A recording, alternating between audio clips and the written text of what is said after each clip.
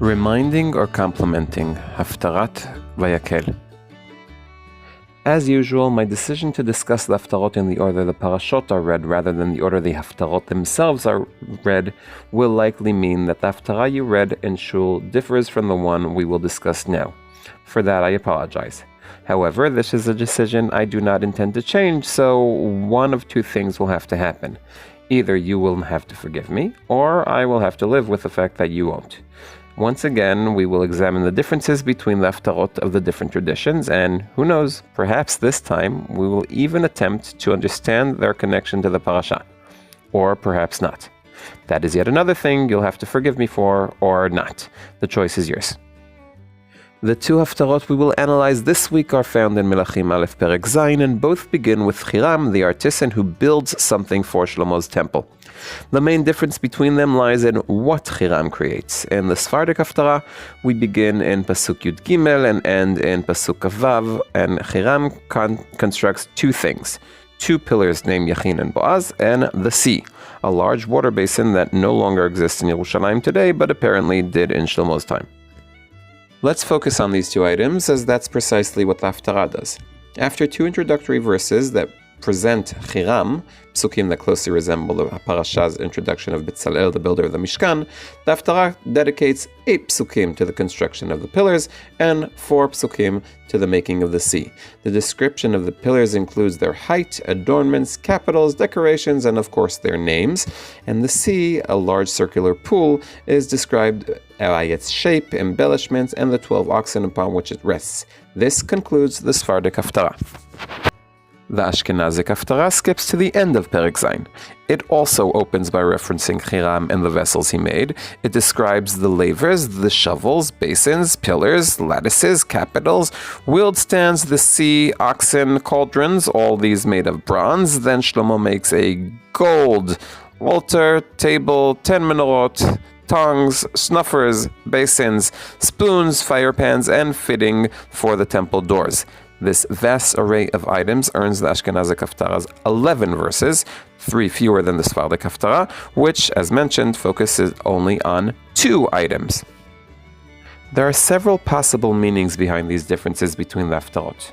The first concerns the emphasis on Hiram.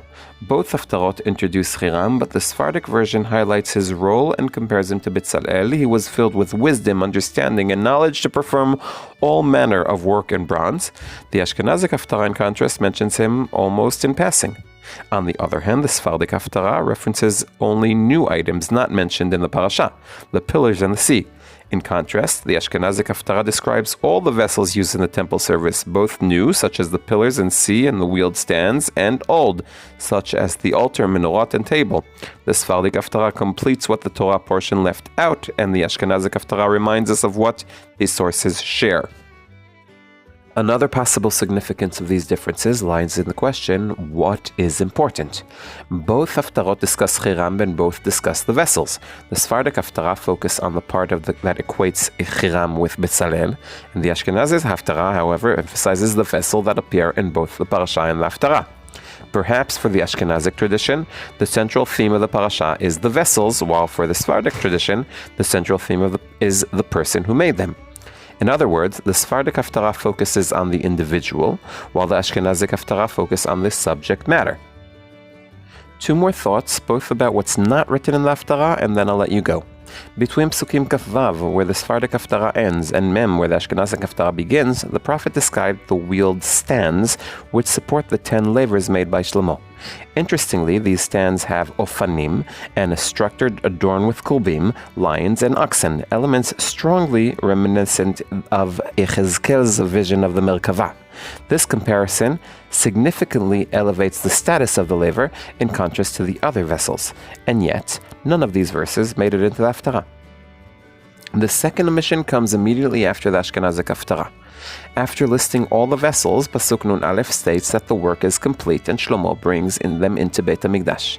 This verse, fittingly, does not appear in our Haftarah. fittingly, because it belongs more naturally to the Haftarah of Pekudei, which describes the conclusion of the Mishkan's construction. However, what is less expected is the absence of the following two verses, the opening verse of Perek Chet.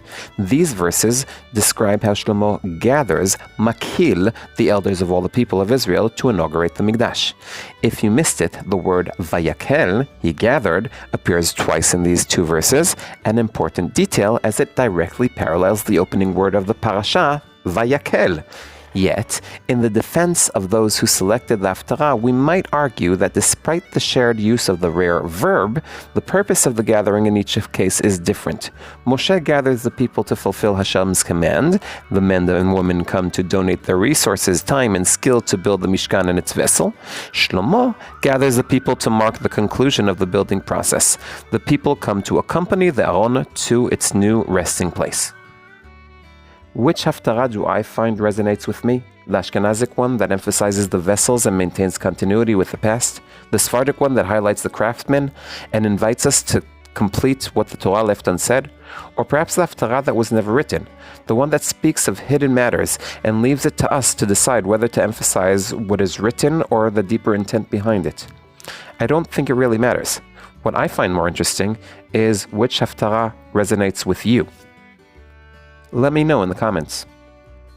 In memory of my beloved and heroic student, Amichai Shimon ben Ishayim bat Yerubin Hashem Yikom Damo, Dovi Holtz, one who loves Tanakh.